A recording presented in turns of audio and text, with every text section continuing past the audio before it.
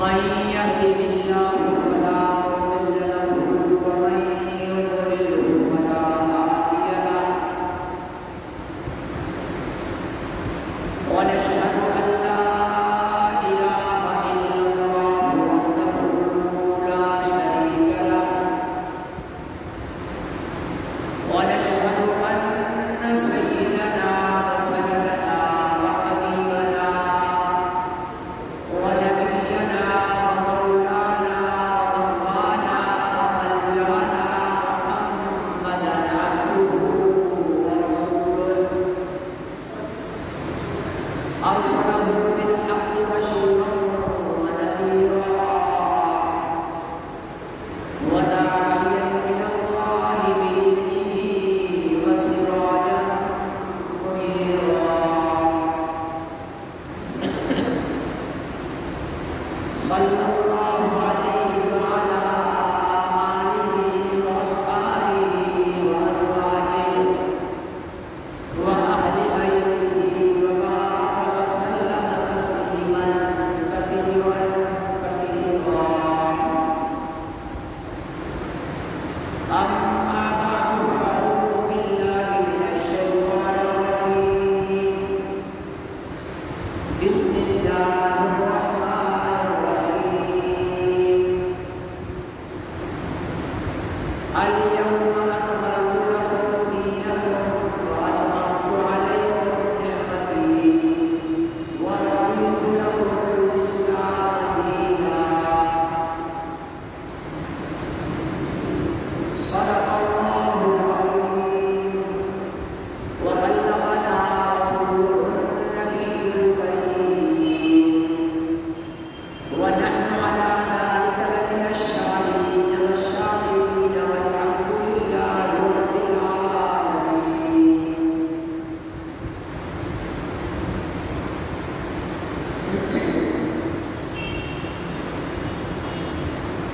انتہائی قابل احترام بزرگوں و بھائیوں،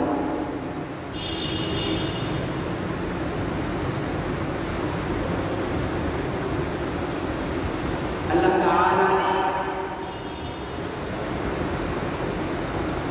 حضرت محمد رسول اللہ صلی اللہ علیہ وسلم کے صدقے میں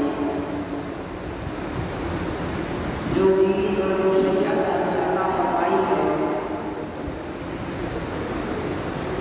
وہ کامل اور مکمل دین ہے، اور قیامت تک آنے والے انسانوں کے لیے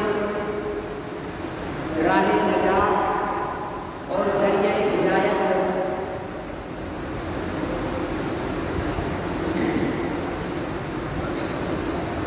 اس دین کے اندر اب قیامت تک نہ تو کوئی اضافہ ہو سکتا ہے، نہ کوئی اس میں کمی ہو سکتی ہے، نہ اس کے اندر کسی قسم کی تبدیلی ہو سکتی ہے۔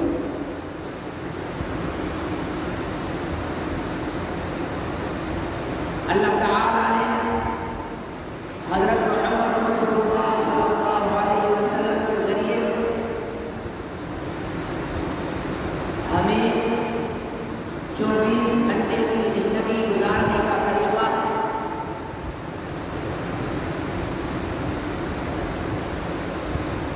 سمجھایا اور بتایا۔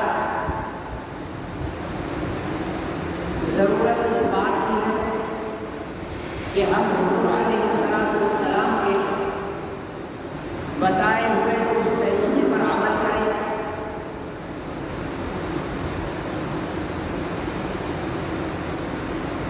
غمی و خوشی اس کے متعلق حضور علیہ السلام نے ہمیں طریقہ بتایا ہے، لیکن بدقسمتی یہ ہے کہ ہم مسلمانوں نے دین کا بتایا ہوا طریقہ چھوڑ کر اپنی برادری، خاندان، قبیلہ، امہ، ان کے رسوم اور رواج کے قیدی بن چکے ہیں۔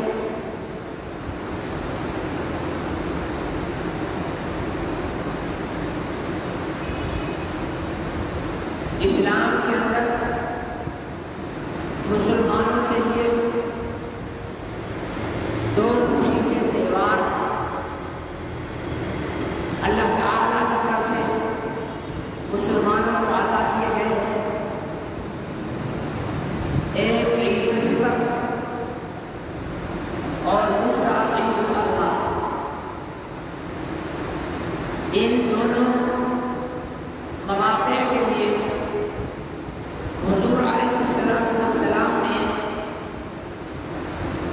मुकम्मल तरीका ज़ाब्ता बताया। ईद उल फित्र उन लोगों के लिए है जिन्होंने रमज़ानुल मुबारक के रोज़े रखे, तरावीह अदा की या एहतिकाफ में बैठे या कुरान पाक की तिलावत की और रमज़ानुल मुबारक की रातों के अंदर अल्लाह ताला की इबादत की और खूब मेहनत करके 29 या 30 दिन अल्लाह ताला को राज़ी करने के बाद मुकम्मल रोज़े रखने के बाद आज के दिन ईदगाहों में मसाजिद में मुसलमान जमा होकर अल्लाह ताला का शुक्र अदा करेंगे कि या अल्लाह तेरा शुक्र और एहसान है कि तूने हमें तौफीक अता फरमाई कि हमने रमज़ान मुबारक की तरावीह पाबंदी के साथ अदा की, रमज़ान मुबारक के गर्मी के रोज़े पाबंदी के साथ रखे और दीगर आमाल और इबादत खूब दिल लगा कर किए। ये महज तेरी तौफीक के साथ हुआ। अल्लाह की तौफीक के बगैर आप और हम न तो तरावीह पढ़ सकते थे, न रोज़े रख सकते थे, न दीगर आमाल कर सकते थे। ये अल्लाह ताला की तौफीक भी तो है कि तंदुरुस्त और तवाना, हट्टा कट्टा, कोई बीमारी नहीं लेकिन रोज़ा नहीं रख रहा। उसके मुकाबले में शुगर का मरीज, दिल का मरीज, हेपाटाइटिस की दवाइयाँ खा रहा है, कमज़ोर हो चुका है, लेकिन उसके बावजूद रमज़ानुल मुबारक के रोज़े पाबंदी से रखे। ये अल्लाह की तौफीक नहीं है तो और क्या है? तंदुरुस्त और तवाना, सेहतमंद, कोई उज़्र न होने के बावजूद तरावीह नहीं पढ़ी, होटलों पर बैठकर रातें गुजारी, रातें तो जागी लेकिन क्रिकेट के ग्राउंड के अंदर जागी, खेल कूद के अंदर, लहव लाभ के अंदर रातें बर्बाद कर दी। उसके मुकाबले में कमज़ोर और नईम, बीमार, उम्र रसीदा सफ़े अव्वल के अंदर रमज़ान मुबारक की तरावीह खड़े होकर पढ़ते रहे। इसे में रब ताला की तौफीक न समझूँ तो और क्या समझूँ? आज़ीज़ान मन, इस्लाम में हज़रत मोहम्मद रसूलुल्लाह सल्लल्लाहु अलैहि वसल्लम ने ईद मनाने का भी तरीक़ा बताया है। कोई चीज़ हज़रत मोहम्मद रसूलुल्लाह सल्लल्लाहु अलैहि वसल्लम ने नहीं छोड़ी जो हमें न बताई हो। पैदा होने से लेकर कब्र के पेट में जाने तक ये जो दरमियान वाली 60, 70 साल, 80 साल, 90 साल की ज़िंदगी है, इस ज़िंदगी की तमाम तर तालीमात हुज़ूर अलैहिस्सलाम ने हमें दी। हुज़ूर अलैहिस्सलाम ने बताया कि जब आपके घर में बच्चे की विलादत हो तब आपने क्या करना है, जब आप खुद शादी करें तब आपने क्या करना है, जब आप नया चाँद देखें तब आपने क्या करना है, मौसम का नया फल खाएं तब आपने क्या करना है, सूरज के अंदर तपश ज़्यादा बढ़ जाए और गर्मी सताए तब आपने क्या करना है, हवा बंद हो जाए तब आपने क्या करना है, तेज़ हवाएं और तूफान आए तब आपने क्या करना है, बारिशें बंद हो जाएं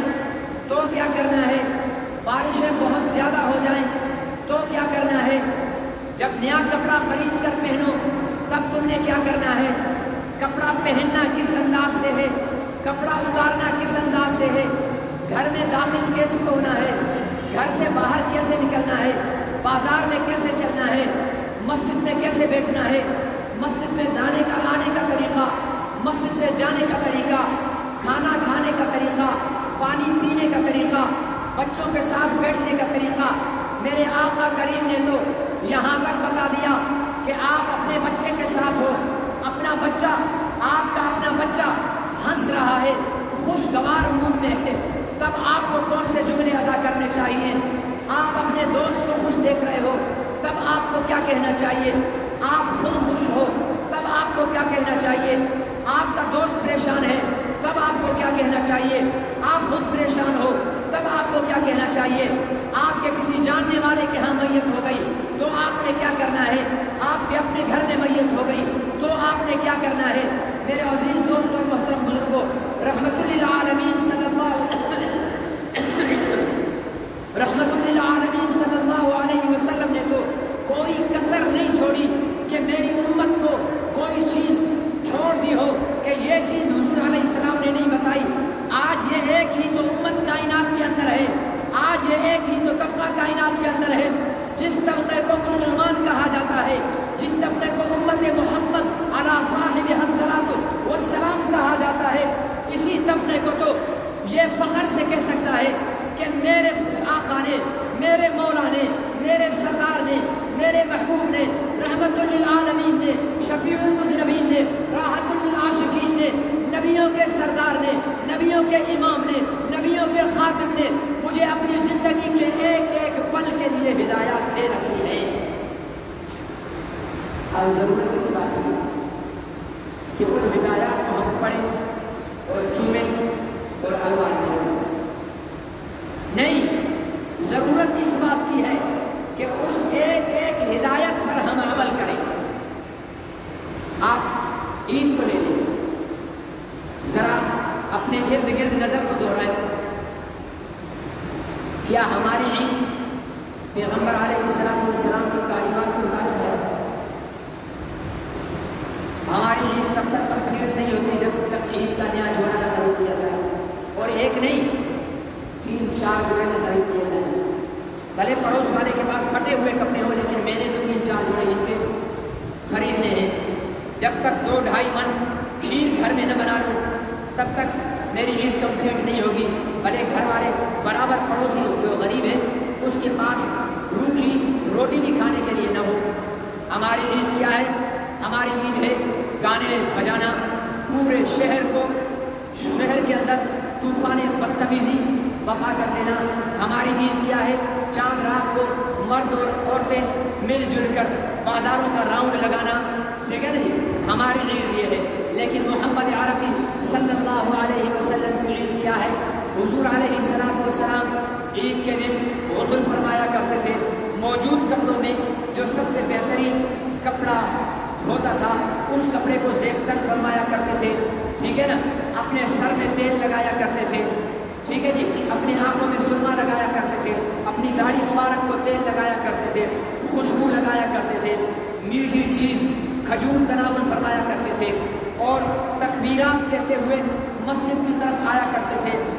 اور ایک موقع پر حضور علیہ السلام کو عید بتاؤں، حضور علیہ السلام تیار ہو کر آ رہے تھے تو راستے میں دیکھا ہر ایک کے ساتھ بچے ہیں، کسی نے اپنے باپ کا ہاتھ پکڑا ہوا ہے، کسی نے دادا کا، کسی نے چچا کا، کسی نے ماموں کا ہاتھ پکڑا ہوا ہے، سارے عید کی طرف جا رہے ہیں۔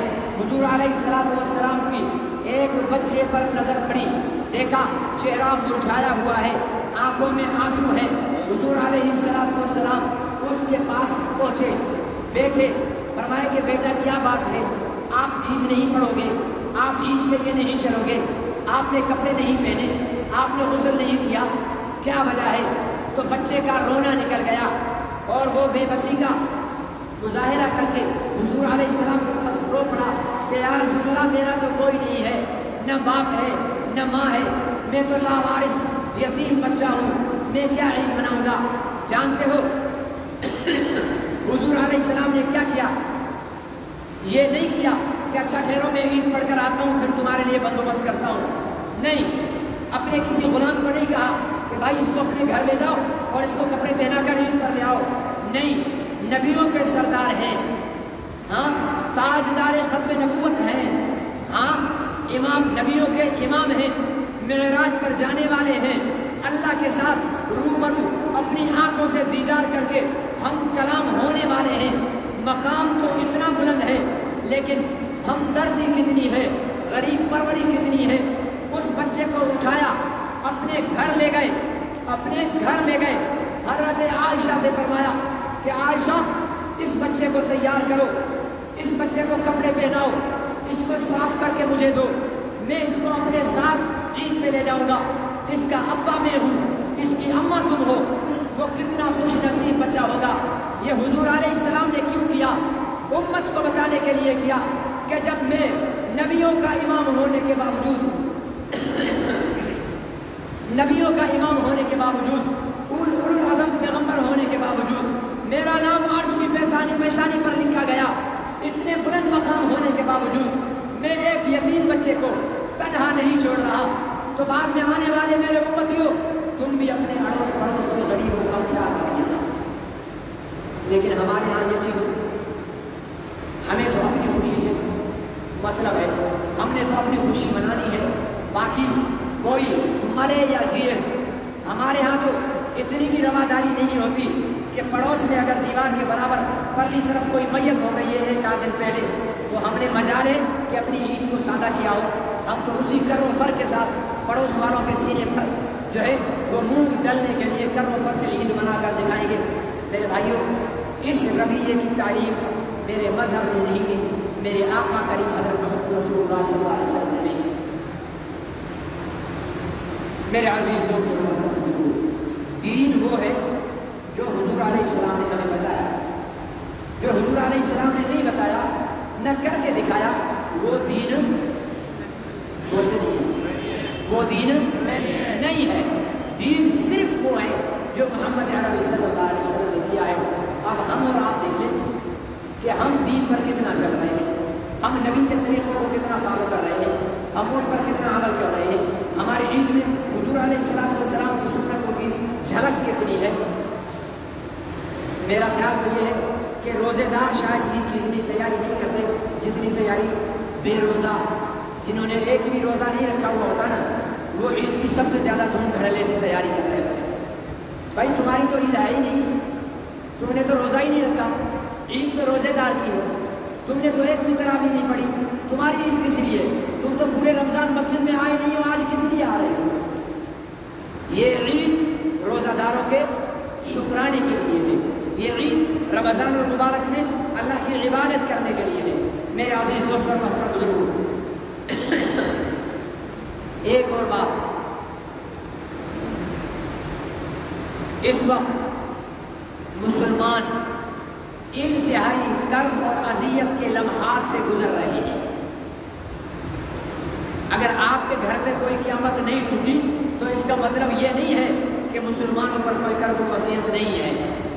اگر میرے گھر میں کوئی بم نہیں برسے تو اس کا مطلب نہیں ہے کہ پوری دنیا میں مسلمان خوش ہیں۔ میرے آقا کریم سید دو عالم، فخر دو عالم، وجہ تخلیق کائنات حضرت محمد مصطفیٰ احمد مصطفیٰ خاتم الانبیاء صلی اللہ علیہ وسلم نے فرمایا کہ ایمان والے مسلمان مومن ایک جسم کی مانند ہیں، مومن سارے ایک جسم کی مانند ہیں۔ کیا مطلب؟ فرمایا کہ ان اشتکا عینہ اشتکا کلہ، ان اشتکا راسہ اشتکا کلہ، یعنی اگر جسم کی آنکھ میں درد ہو تو سارا جسم درد کرتا ہے۔ ایسا ہے یا نہیں ہے؟ پیر میں سوئی لگے، ہائے کی آواز منہ سے نکلتی ہے، ہاں، دل میں درد اٹھے، آنسو ٹپکنا آنکھوں سے شروع ہو جاتے ہیں، ہاں، جسم میں تھکاوٹ ہو، سر دکھنا شروع ہو جاتا ہے۔ کبھی ایسا تو نہیں ہوا کہ پیر کو چوٹ لگے، زبان کہے کہ بھاڑ میں جائے پیر، میرا کیا جو میں ہائے کروں؟ کبھی ایسا تو نہیں ہوا جسم کے ساتھ کہ جناب ہاتھ میں درد اور شدت ہو اور آنکھوں سے آنسو نہ نکلے، آنکھیں کہیں کہ ہاتھ جانے اور اس کا کام جانے، مجھے تھوڑی چوٹ لگی ہے کہ میں آنسو بہاؤں۔ جس دن جسم کے جس حصے پر چوٹ کا احساس نہ ہو، ہاں جسم کے جس حصے میں درد کا احساس نہ ہو، سمجھ لو کہ وہ جسم کا حصہ فالج زدہ ہے، اس میں جان باقی نہیں ہے۔ اگر آپ عالم اسلام کے مسلمانوں کی مظلومیت اور بے بسی کو اپنے دل کے اندر محسوس نہیں کر رہے ہو، ذرا سی بھی تعصب اور افسوس آپ کے دل میں پیدا نہیں ہو رہا ہے، تو سمجھ لو کہ آپ فالج زدہ ہو، آپ امت کا وہ حصہ ہو جو فالج زدہ ہے۔ میرے عزیز دوستوں اور محترم بزرگوں، مسلمانوں کی بے بسی کا عالم تو دیکھو، حالانکہ اللہ تعالیٰ نے جو وعدہ کیا ہے وَأَنْتُمُ الْأَعْلَوْنَ إِن كُنتُم مُؤْمِنِينَ، تم ہی سربلند ہو، تم ہی غالب رہو گے۔ کب؟ اگر تم ایمان والے بن جاؤ، اگر تم ایمان والے بن جاؤ تو تم غالب رہو گے۔ اب سوال یہ ہے کہ دعویٰ تو میرا بھی یہ ہے کہ میں ایمان والا ہوں، دعویٰ تو آپ سب کا بھی یہی ہے کہ ہم ایمان والے ہیں، ٹھیک ہے نا جی؟ کوئی بھی بندہ ایسا نہیں جو یہ دعویٰ نہ کرتا ہو کہ میں ایمان والا نہیں۔ سوال یہ ہے کہ اگر ہمارا دعویٰ ایمان والا ہونے کا ہے اور پھر بھی ہم ذلیل ہو رہے ہیں تو سمجھ لو میرے رب کبھی جھوٹ نہیں بولتے، میرا رب اپنی جگہ سچا ہے، ہمارے ایمان کے اندر خلل ہے، ہمارے ایمان کے اندر خلل ہے، اسی لیے ہم ذلیل ہو رہے ہیں۔ یہ ہو ہی نہیں سکتا کہ ہم صحیح معنی میں ایمان والے ہوں اور ہم مغلوب ہوں، ایسا کبھی نہیں ہو سکتا۔ آپ بے بسی کی عالم کو دیکھیے، نماز کی حالت میں، رمضان کے موقع پر اور پھر دن میں روزے کی حالت میں مسلمان فلسطینیوں پر بمباریاں کر کے، گولیاں چلا کر، چھوٹے چھوٹے بچے، چھوٹی چھوٹی بچیاں، خواتین اور مردوں کو قتل عام کیا گیا، لیکن ہماری پورے اسلامی بلاد کے حکمران بے غیرتی کی اعلیٰ ترین مثال بن کر رہے۔ مجال ہے کہ ایک آدھ کے علاوہ کسی حکمران نے کھل کر اسرائیل کے ساتھ بات کی ہو۔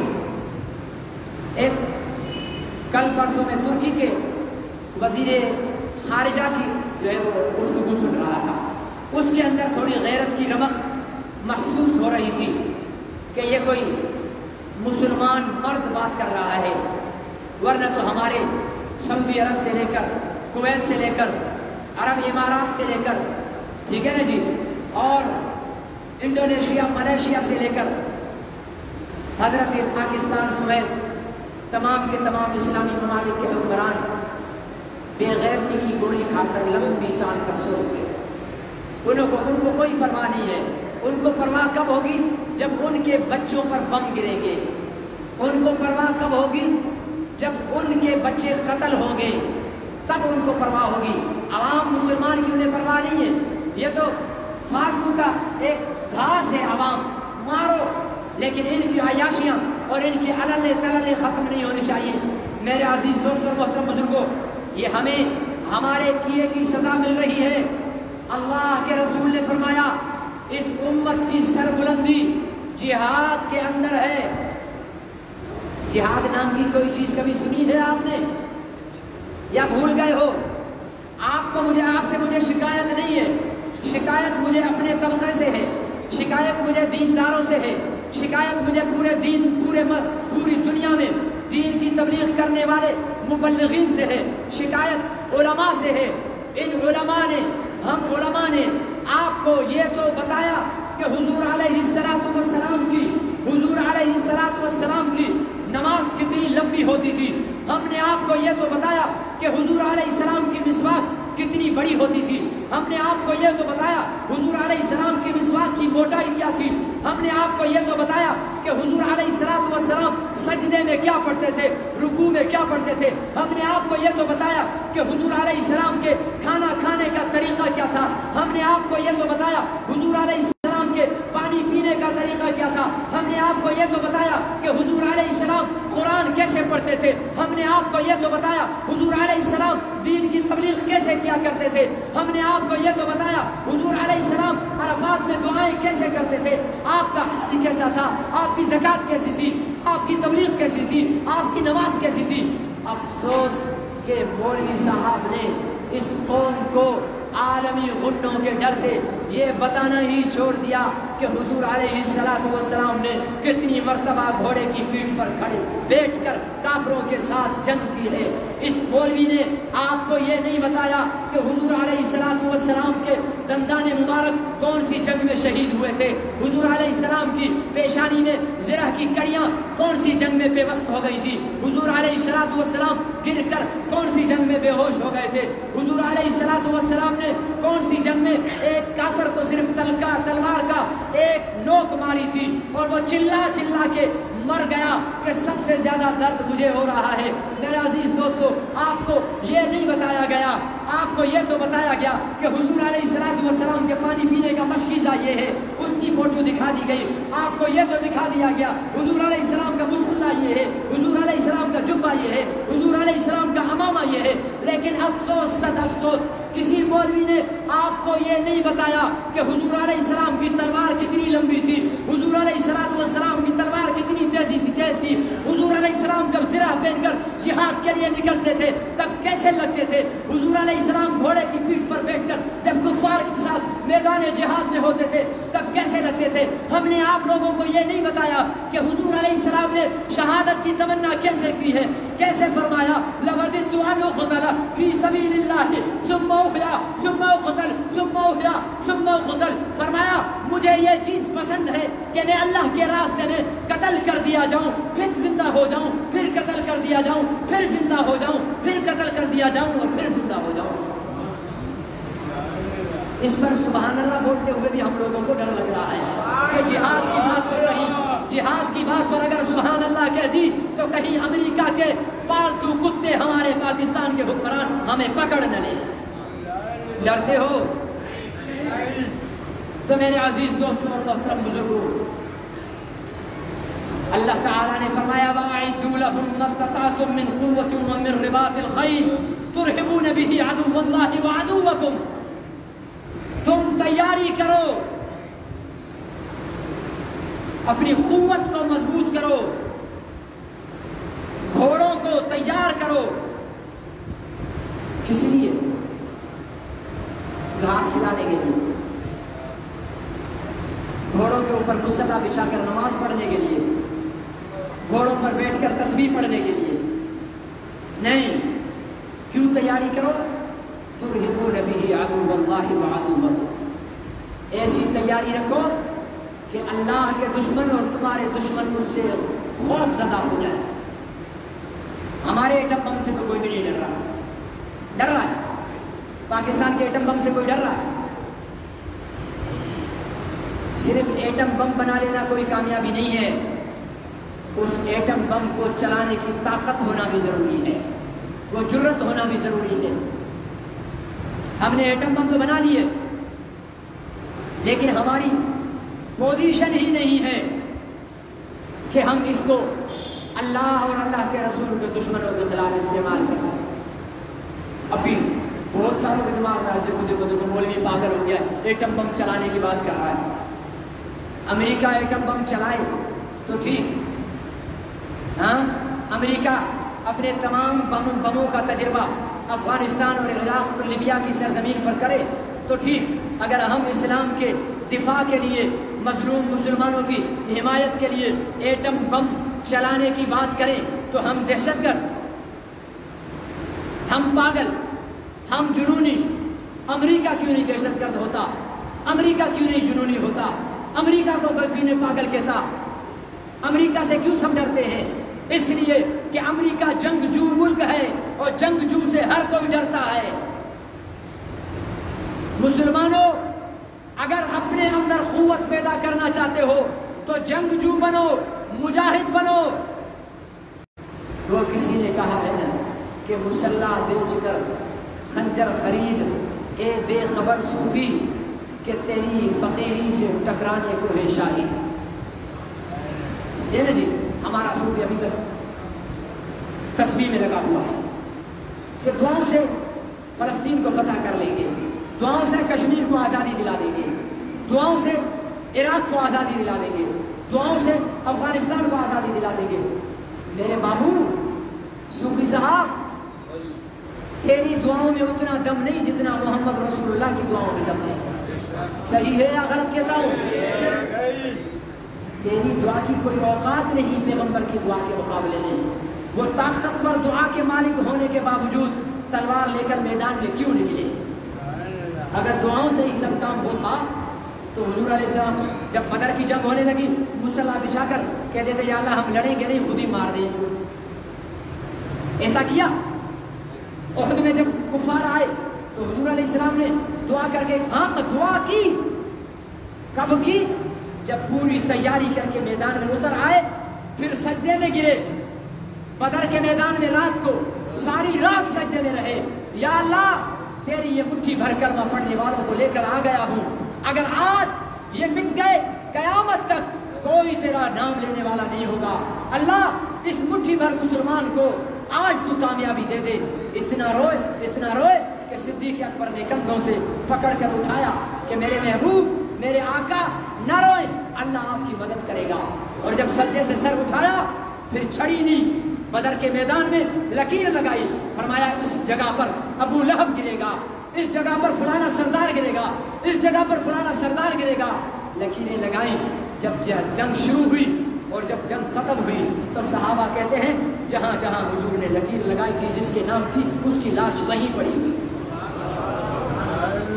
اگر دعاؤں سے صرف کام چلتا تو پھر بدر میں 313 کو لے کر نہ۔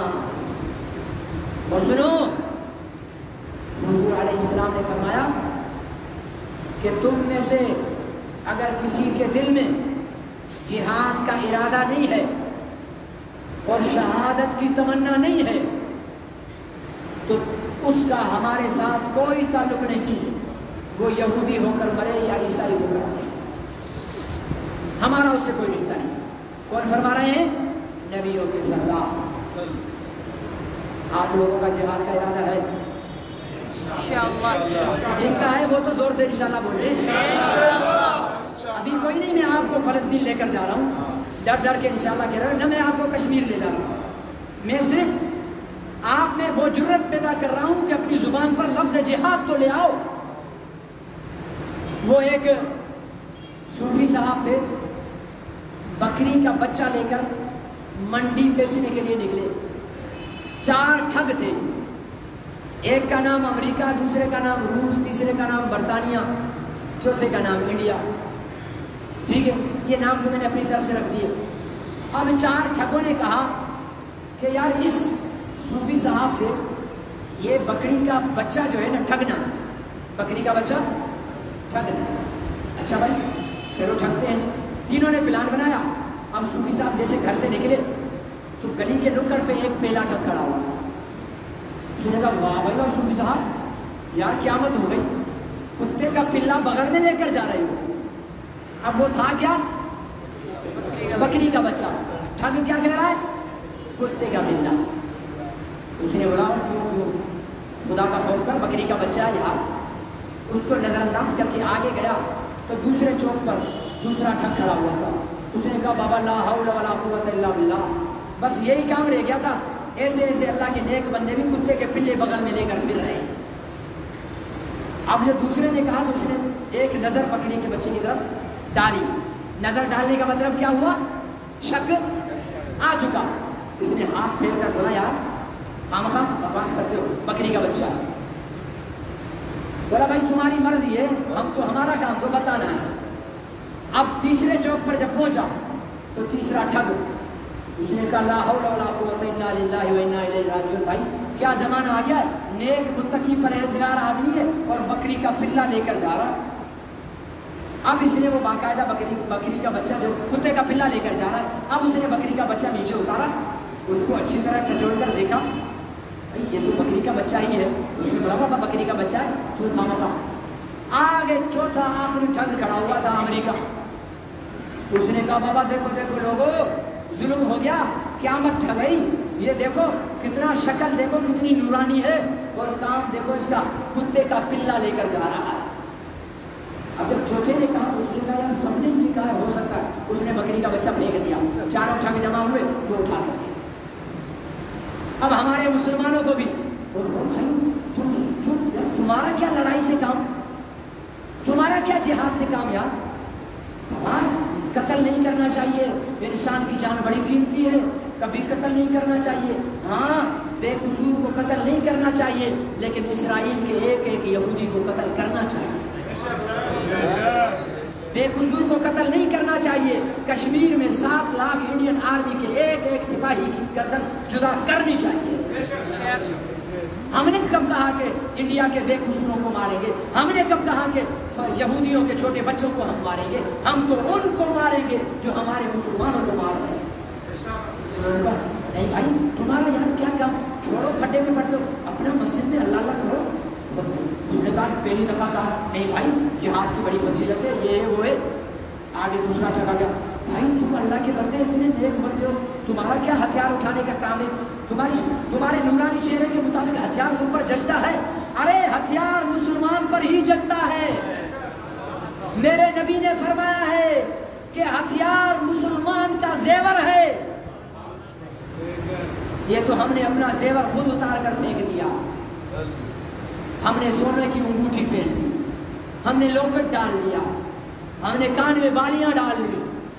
جب یہ زیور بن گئے تو یہودیوں نے اپنے ہتھیار جو ہمارے زیور تھے وہ ہم پر آزمانا شروع کر. تو ایک وقت آیا کہ سب کہنے لگے نہیں بھائی نہیں بھائی نہیں، بالکل نہیں، لڑائی نہیں بھائی، لڑائی نہیں بھائی، لڑائی نہیں.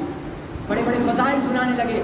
سلطان صلاح الدین ایوبی کے زمانے میں اسے کسی نے رپورٹ دی، اس کی ایجنسیوں کے آدمیوں نے، کہ حضرت ایک عالم دین ہے، بہت بڑا اچھی تقریر کرتا ہے، لوگ اس کی تقریر میں شوق سے بیٹھتے ہیں، وہ تقریر میں زیادہ زور اس پر دیتا ہے بھائی دین کی تبلیغ کرو، بس یہ جہاد ہے.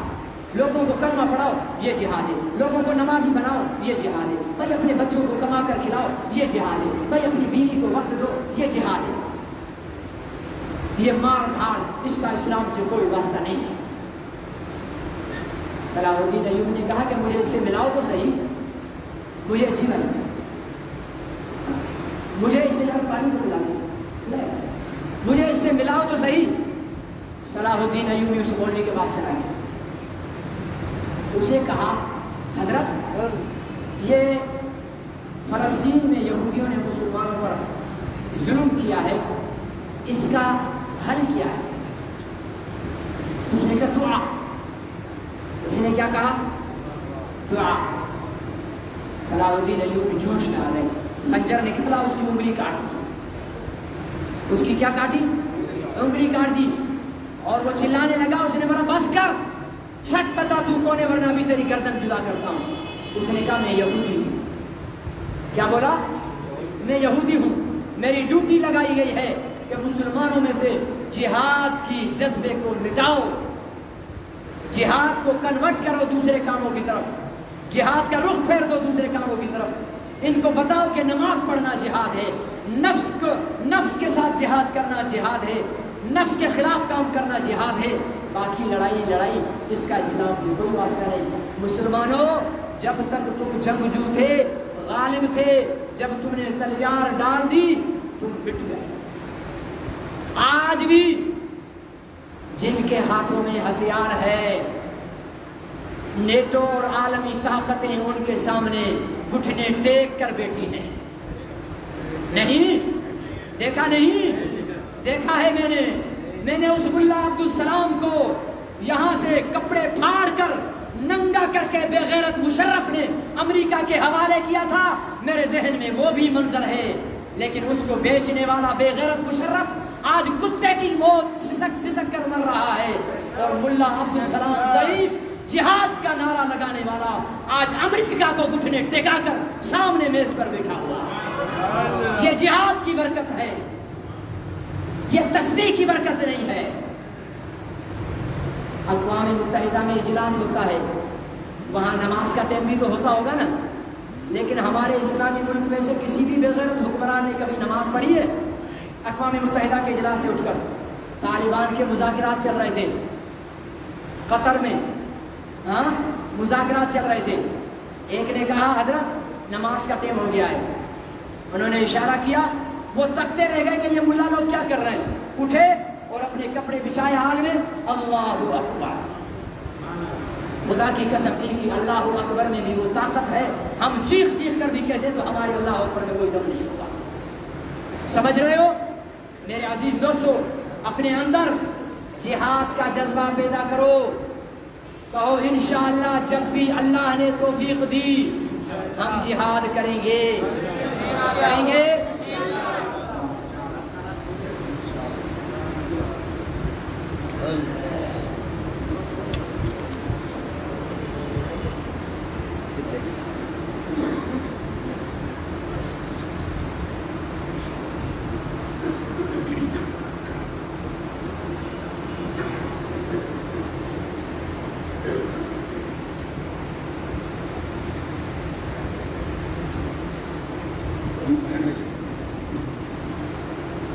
ہم نے جہاد چھوڑا، آج ہم اتنے بے بس ہو چکے ہیں کہ صدیوں بعد ایک یورپ کے ملک نے سرکاری سطح پر محمد عربی صلی اللہ علیہ وسلم کے کارٹون بنا کر فرانس کے در و دیوار پر چسپاں کرنے کا اعلان کیا، اور آج کی تاریخ تک پیغمبر صلی اللہ علیہ وسلم کے گستاخانہ خاکے فرانس کی سرکاری عمارتوں پر چسپاں ہیں. یہ آپ کی اور میری غیرت کے لیے ایک سوال ہے، یہ آپ کے اور میرے محبت رسول کے لیے ایک سوال ہے. میں آپ سے سوال کرتا ہوں، محمد عربی سے پیار کرتے ہو؟ جو کرتا ہے ہاتھ بلند کر کے کہے محمد عربی سے پیار کرتے ہو؟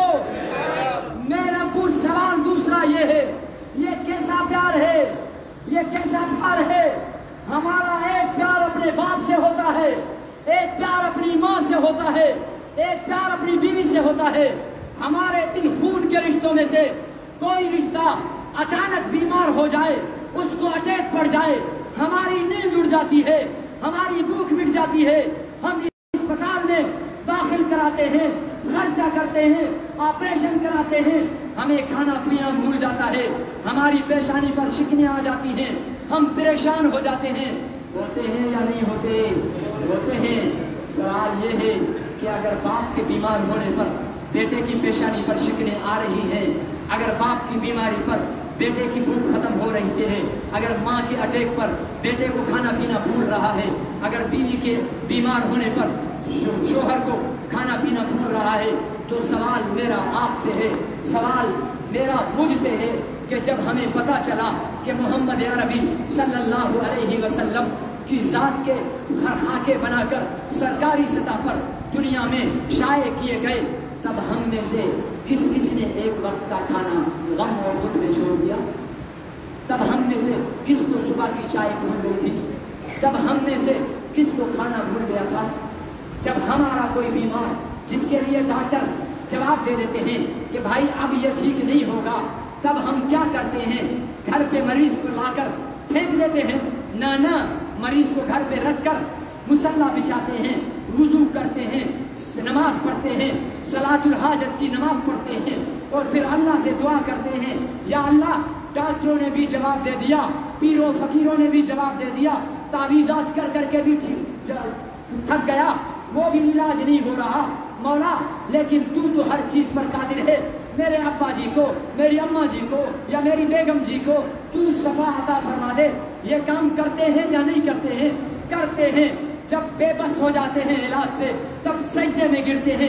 ہم بے بس ہیں فرانس کو سبق سکھانے پر, ہم بے بس ہیں یورپ کو سبق سکھانے پر. تو پھر میرا سوال یہ ہے کہ ہم میں سے کس کس نے مصلی بچھایا, ہم میں سے کس کس نے 2 رکعت پڑھی, ہم میں سے کون کون سجدے میں گیا, اور پھر کس کس نے اللہ سے دعا کی یا اللہ ہم بے بس ہیں, ہم کمزور ہیں, ہم ضعیف ہیں, میرے آقا کا نام یا اللہ اس نبی کے خاکے بنائے جا رہے ہیں جس نبی کے لیے کسی شاعر نے کہا تھا حسینہ جمیلہ دا منہ موڑ دیتا محمد بنیا رب قلم توڑ دیتا.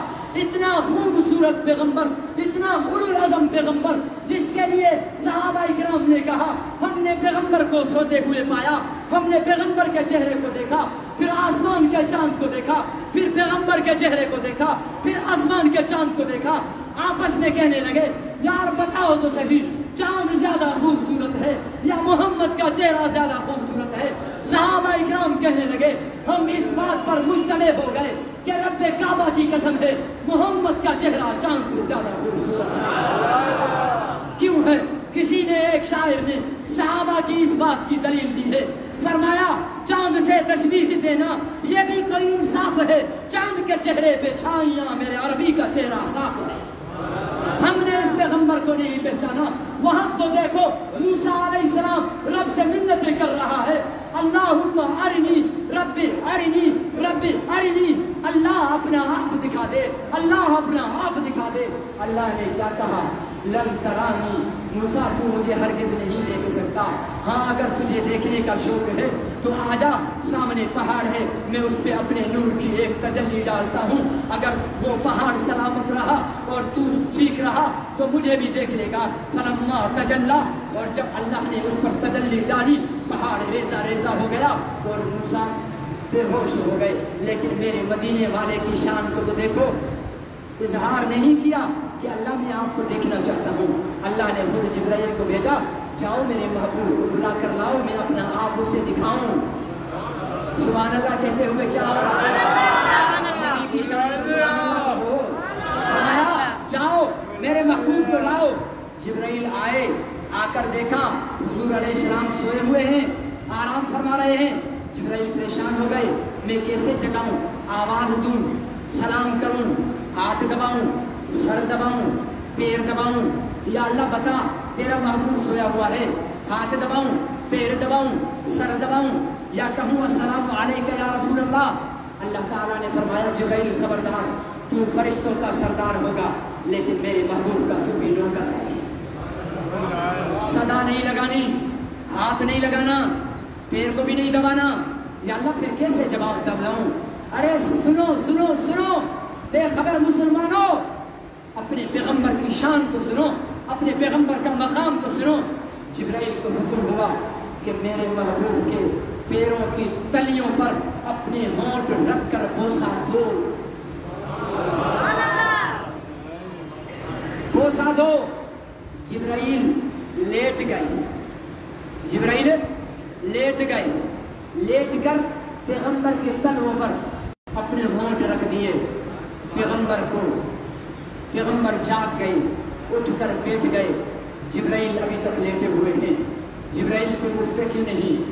کہا اٹھوں کیسے, ان تلیوں میں مزہ ہی ایسا ہے کہ اٹھنے کو دل نہیں کرتا. جبرائیل بتا تو کیسا مزہ ہے. کسی اردو ادیب نے ایک جملے کے اندر جبرائیل امین کا جواب لکھ دیا. جبرائیل نے کہا نہ جنت کی گلیوں میں دیکھا مزہ جو محمد کی تلیوں میں دیکھا. سبحان اللہ, اس طرح سبحان اللہ. جس کو نبی پاک سے محبت ہے مسجد کے آخری کنارے تک ہر غلامی محمد سبحان اللہ کہے. سبحان اللہ. اتنا اولوالعزم پیغمبر, اتنا عالی شان پیغمبر, اتنے اونچے مقام والا پیغمبر جو معراج پر جائے, لوٹ کر آئے, نبیوں کی امامت کرائے. وہ پیغمبر ابو جہل کے ہاتھ میں بند مٹھیوں کو حکم کرے کلمہ پڑھ دے. وہ پیغمبر اشارہ کرے چاند 2 ٹکڑے ہو جائے. وہ پیغمبر لشکر کے لیے پانی ختم ہو جائے پیالے میں انگلیاں ڈال دے پانی کے فوارے چھوٹ پڑے. وہ پیغمبر حدیبیہ کے کنویں میں پانی نہیں آ رہا ہے, آپ نے وضو کا بچا ہوا پانی اس کنویں میں ڈالا تو پانی کے فوارے کنویں سے چھوٹنے لگ گئے. 14 صدیاں گزر گئی. آج بھی حدیبیہ کا کنواں پیغمبر کی حقانیت کی گواہیاں دے رہا. اتنا اولو العزم پیغمبر, اتنا اولو العزم پیغمبر, ہاں, جس کے کھلونے چاند اور سورج ہوں, جس کے خادم جبرائیل ہوں, جس کے لیے ساری کائنات بنائی گئی ہو. پیغمبر خدا نے کہا ہو لولا کلمہ خلقت الافلاق, میرے محبوب اگر تجھے پیدا نہ کرتا تو میں چاند سورج ستارے اور زمین بھی نہ بناتا. یہ سارا کچھ تو تیرے لیے بنایا ہے. ارے اس پیغمبر کے کارٹون بنائے جا رہے ہیں. ہم بے بس ہیں, ہم مجبور ہیں, ہم لاچار ہیں. میرے بھائیوں, میری بہنوں, میرے بچوں, جہاں جہاں تک میری آواز جا رہی ہے, میں ان سے کہتا ہوں, خدا کا واسطہ دے کر کہتا ہوں, اپنی ساری نسبتوں کو مٹا دو. مسلک کی نسبت کو مٹا دو, پارٹی کی نسبت کو مٹا دو, لیڈروں کی نسبت کو مٹا دو. بس عہد کر کے اٹھو کہ اب ہمارا لیڈر صرف محمد رسول اللہ ہے, اب ہمارا قائد صرف محمد رسول اللہ ہے, اب ہمارا رہبر محمد رسول اللہ ہے, اب ہمارا رہنما محمد رسول اللہ ہے, اب ہمارا محبوب محمد رسول اللہ ہے, اب ہمارا آقا محمد رسول اللہ ہے. میں بریلوی بھی نہیں, میں دیوبندی بھی نہیں, میں پیپلا بھی نہیں, میں لیگلا بھی نہیں, میں انصافی بھی نہیں, میں کسی پارٹی کا نہیں, میں سب سے پہلے محمد کا غلام ہوں. صحیح ہے نا غلط ہے؟ حکومت سے ہمارا مطالبہ ہے کہ فرانس کے سفیر کو ملک سے نکالو. کیوں کہ یہ فرانس وہ بے غیرت ملک ہے جس کے صدر نے سرکاری سطح پر محمد رسول اللہ کی توہین کی ہے. نکالنا چاہیے یا نہیں؟ ایسا ملک, ایسے ملک کا سفیر ہمارے ملک میں اگر حکمران نہ نکالیں تو ان کو نکالنے کے لیے, مجبور کرنے کے لیے اگر علماء حضرات آپ کو روڈوں پر بلائیں تو گھروں میں چھپ جاؤ گے یا آؤ گے؟ اگر جیل بھرنے کے لیے کہیں تو گھروں میں بند ہو جاؤ گے یا جیلوں کو بھرو گے؟ پیغمبر کی عزت اور ناموس کے تحفظ کے لیے یہ تو اکیلی لبیک تھی جن کو تم نے کچل کے دیکھا تھا. رب محمد کی قسم, جب ساری امت روڈ پر آئی, عمران خان تو کیا اس کے دادا پردادا بھی قبر سے اٹھ کر رسول اللہ کے غلاموں کا راستہ نہیں روک سکتے. تم یہودیت کی ایجنٹی کر رہے ہو, تم ان کے نمک خوار بن رہے ہو. نکالو اس سفیر کو. اگر نہیں نکالو گے تو ہم تحریک چلائیں گے, قربانی دیں گے, نبی سے وفا کریں گے. کون کون قربانی دینے کے لیے تیار ہے؟ عید کے موقع پر کھڑے ہو کر, کھڑے ہو کر, کھڑے ہو کر اپنے نبی پاک صلی اللہ علیہ وسلم سے کھڑے ہو کر عہد کرو کہ ہم نبی کی عزت اور ناموس کے لیے ہر قسم کی قربانی دینے کے لیے تیار ہیں.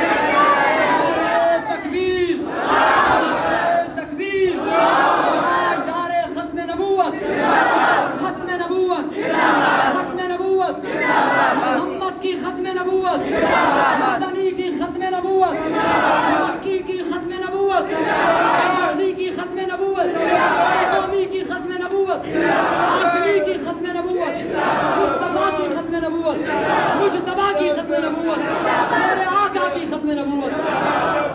نبی کے غداروں پر, نبی کے غداروں پر, ان کے حامیوں پر, ان کے ہمدردوں پر علینا الا البلاغ.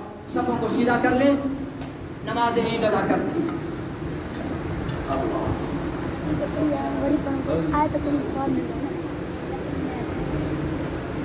تمام حضرات مل مل کر کھڑے ہوں.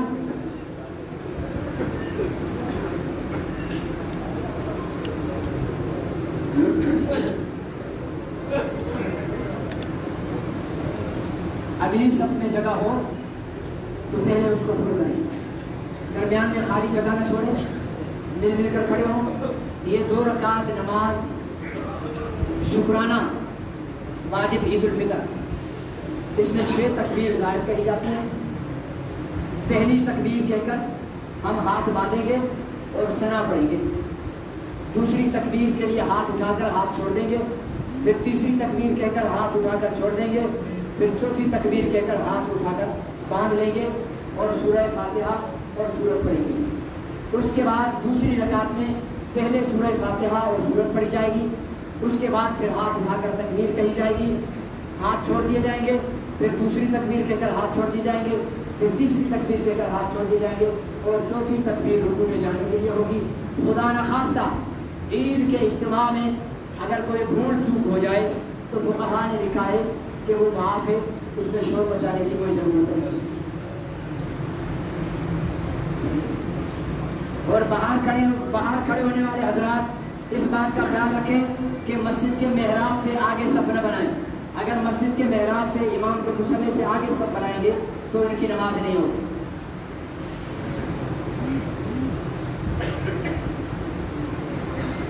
اللہ اکبر,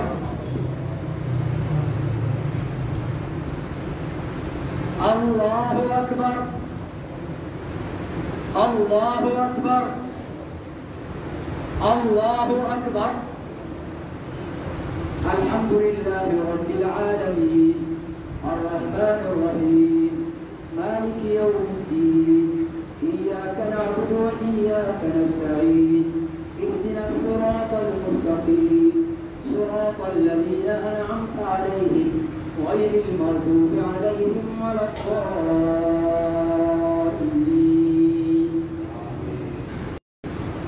سبح اسم ربك الأعلى الذي خلق فسوى والذي قدر فهدى والذي أخرج المرعى فجعله غثاء أحوى. سنقرئك فلا تنسى إلا ما شاء الله إنه يعلم الجهر وما يخفى ونيسرك لليسرى فذكر إن نفعت الذكرى سيذكر من يخشى ويتجنبها الأشقى الذي يصلى النار الكبرى ثم لا يموت فيها ولا يحيا. قد أفلح من تزكى وذكر اسم ربه فصلى بل تؤثرون الحياة الدنيا والآخرة خير وأبقى إن هذا لفي الصحف الأولى صحف إبراهيم وموسى. الله أكبر.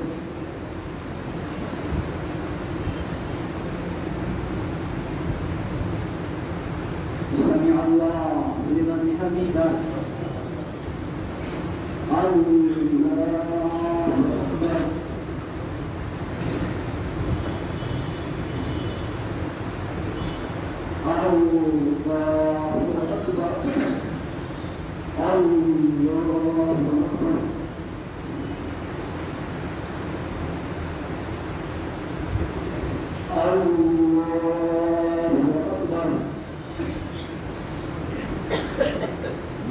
الحمد لله رب العالمين الرحمن الرحيم مالك يوم الدين إياك نعبد وإياك نستعين اهدنا الصراط المستقيم صراط الذين أنعمت عليهم غير المغضوب عليهم ولا الضالين.